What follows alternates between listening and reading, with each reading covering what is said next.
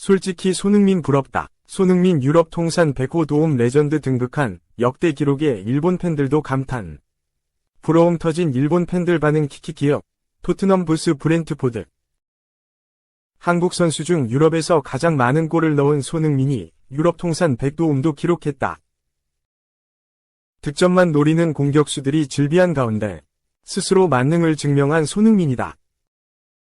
토트넘은 21일 이하 한국 시각 오후 11시 영국 런던의 토트넘 호스퍼 스타디움에서 열린 2024-2025 잉글리시 프리미어리그 EPL 5라운드 브렌트포드와 홈경기에서 3에서 1로 승리했다. 이 승리로 리그 2연패도 탈출했다. 경기 시작 23초 만에 브렌트포드가 브라이언 음베모의 골로 앞서 나갔다. 왼쪽에서 토트넘 수비수 포로를 제친 브렌트포드. 왼쪽 윙백 킨 루이스 포터가 오른발로 토트넘 페널티 박스 안에 올린 것을 음베모가 왼발 발리 슈팅으로 연결했다. 이것이 토트넘 골문 왼쪽 상단에 꽂히며 브렌트포드의 벼락 선제골이 됐다. 하지만 토트넘도 길지 않은 시간에 동점골을 만들어냈다. 전반 8분 토트넘 미드필더 제임스 매디슨이 전방에서 브렌트포드 센터백 네단 피녹의 패스 실수를 끊어낸 뒤 오른발 슈팅을 가져갔다. 이 슈팅은 마크 플래켄 브렌트포드 골키퍼의 선방에 막혔지만 도미닉 솔랑키가 튀어나온 공을 빈 골문에 오른발로 밀어넣으며 토트넘 데뷔골과 1회에서 1동점을 동시에 기록했다. 손흥민도 곧바로 어시스트를 기록하며 웃었다. 전반 28분 역습에서 손흥민이 중앙 드리블 후 오른쪽에 존슨에게 내줬다. 존슨이 박스 안 오른쪽으로 몰고 들어가 반대쪽 골문 낮은 구석으로 오른발 득점을 꽂으며 2에서 1역전을 이뤘다. 손흥민의 시즌 1호 도움이자 유럽 무대 100번째 도움. 토트넘은 후반 40분 역습에서 오른쪽 손흥민이 왼쪽으로 내준 것을 매디슨이 왼발 칩슛골로 마무리한 덕에 3에서 1 승리를 거둘 수 있었다. 손흥민의 첫 도움은 본인의 유럽 무대 통산 100번째 어시스트이기도 했다. 손흥민은 이날 전까지 함부르크서 3도움, 레버쿠젠서 10도움 이상 독일 분데스리가, 토트넘에서 86도움으로 유럽 축구 99도움을 기록하고 있었다. 그러다가 올 시즌 첫 도움을 올리며 유럽 무대 100도움이 금자탑을 쌓을 수 있었다. 역대 한국 선수 유럽 축구 최다 득점인 213골, 2위 차범근 121골을 기록 중이던 손흥민이 유럽 100호 도움까지 이뤘다. 유럽에서 뛴 한국 선수 중 가장 많은 득점을 기록했음에도 골에만 집중하지 않고 이타적인 도움도 득점 2번에 도움 1번 올릴 정도로 많이 기록했다.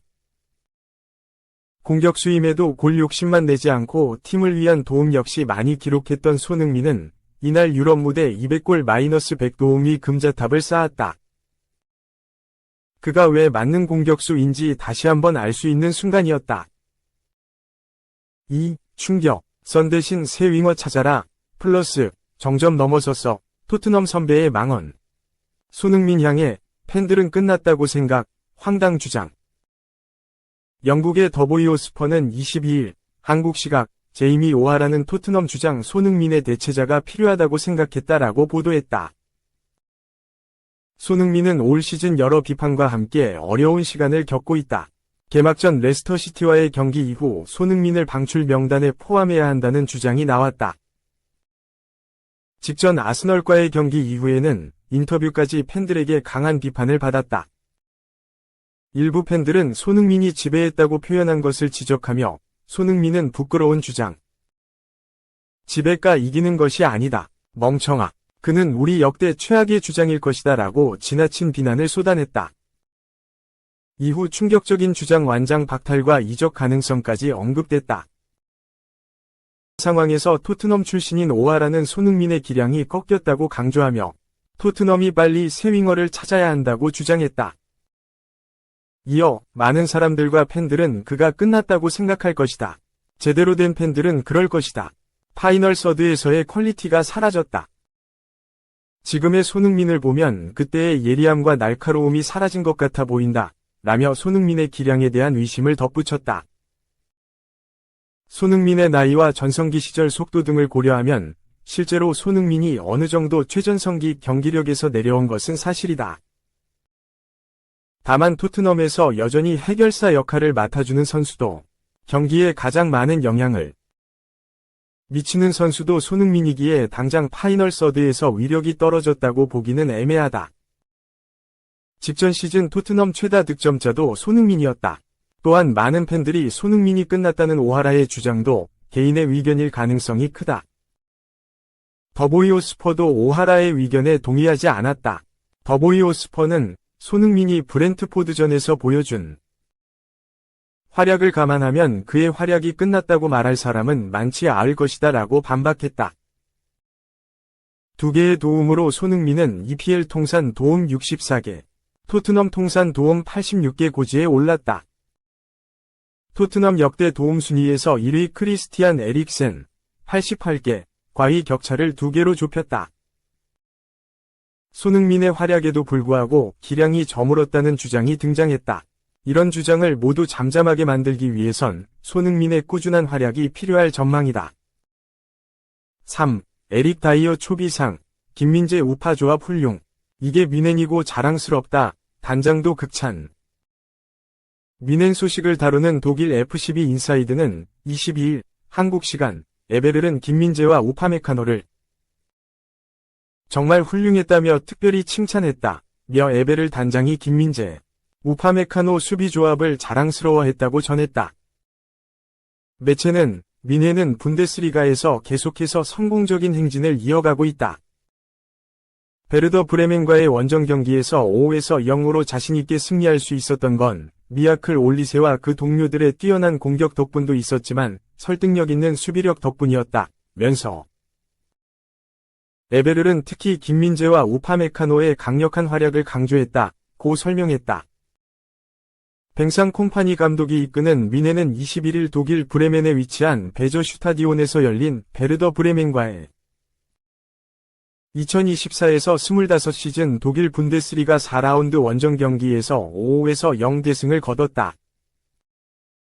공격에서 마이클 올리세가 2골 2도움을 기록하는 등 엄청난 활약을 펼쳤다. 수비에서는 김민재와 우파메카노의 탄탄한 수비가 빛났다. 김민재와 우파메카노는 브레멘의 공격을 모두 저지하며 슈팅을 단 한 개도 내주지 않는 환상적인 호흡을 보여줬다. 김민재는 5에서 0으로 앞서던 후반 38분 결정적인 수비로 실점 위기를 막아냈다. 상대 공격수가 박스 안으로 침투하자 김민재가 재빨리 달려가 태클에 성공한 뒤 공을 위험 지역 밖으로 보내면서 만회골을 기대하던 브레멘 팬들을 좌절시켰다. 후반 45분에도 김민재는 우파메카노와 함께 연달아 좋은 수비를 보여주면서 브레멘에게 슈팅을 허용하지 않았다. 축구 통계 매체 푸몹에 따르면 김민재는 이날 패스 성공률 92%, 긴 패스 성공 2회, 4회 시도, 태클 성공 2회, 100%, 클리어링 1회, 인터셉트 4회, 리커버리 3회, 지상 경합 성공 2회, 100%, 공중 경합 성공 5회, 100% 등 완벽한 수비를 펼쳤다. 김민재의 활약에 대해 F12 인사이드는 5에서 0 원정 승리 이후 주로 미넨의 공격력에 초점이 맞춰지고 있지만 이번에는 최근 흔들렸던 수비가 주목받았다. 시즌 초반 부진한 활약으로 많은 비난을 견뎌야 했던 김민재와 우파메카노는 베저 슈타디온에서 그 위험을 입증했다. 긴장한 흔적은 전혀 없었다. 센터백 듀오는 브레멘의 공격이 경기 내내 전개되는 걸 거의 허용하지 않았다. 매우 침착하고 자신감 있게 행동했다. 고 두 선수의 활약상을 조명했다. 매체에 따르면 에베르 단장도 두 선수의 활약에 크게 만족한 것으로 전해졌다. 에베르 단장은 오늘 김민재와 우파메카노가 훌륭하게 플레이했다. 브레멘은 골문을 향해 단 한 번의 슛도 쏘지 못했다. 위기 상황은 후반 10분 마이클 올리세가 페널티 지역에서 공을 걷어낸 딱 한 번뿐이었다. 며 이게 바로 바이에른 뮌헨이다. 라고 눈에 띄게 자랑스러워했다. 단장이 김민재의 활약에 만족했다는 소식은 매우 긍정적이다. 이번 시즌 에릭 다이어와의 주전 경쟁에서 승리한 김민재에게 더욱 힘이 되는 발언이기 때문이다. 현재 다이어는 김민재에게 밀려 벤치 멤버로 전락한 현실에 불만을 품은 것으로 전해졌다. 독일 조스트 한자이게는 출전 시간이 너무 적다. 다이어는 아마도 겨울에 작별 인사를 고려하고 있을 것이라며 다이어는 단 1년 만에 뮌헨을 떠날 수도 있다. 영국인은 벤치 멤버 역할에 만족해야 하는 상황이다 라고 보도했다. 매체는 토마스 투엘 이후 뱅상 콤파니 체제에서 많은 선수들이 더 힘든 시간을 보내고 있고 그중 한 명이 에릭 다이어다. 콤파니는 지금까지 김민재와 우파메카노를 중앙 센터백으로 꾸준히 기용해왔다. 반면 다이어는 제외되고 있다면서 콤파니 체제에서 출전할 기회가 거의 없다. 지금까지 챔피언스 리그에서 21분, 리그 개막전 9분으로 총 30분 출전에 그치고 있다. 이는 다이어에게 충분하지 않으며 그는 겨울 이적 기간에 뮌헨을 떠나는 걸 고려하고 있다고 전했다. 이런 상황에서 단장이 직접 김민재와 우파메카노를 선호하는 발언을 꺼냈다는 건 두 선수의 경기력이 다이어가 넘볼 수 없을 정도로 훌륭하다는 뜻으로 볼 수 있다.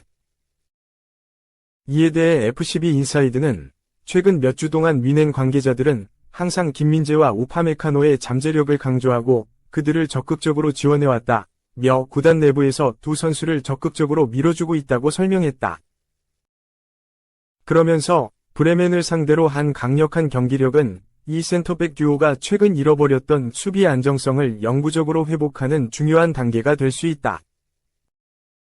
다음 주 알리안츠 아레나 뮌헨 홈구장에서 디펜딩 챔피언 바이엘 레버쿠젠과의 경기는 큰 시험대가 될 것이다.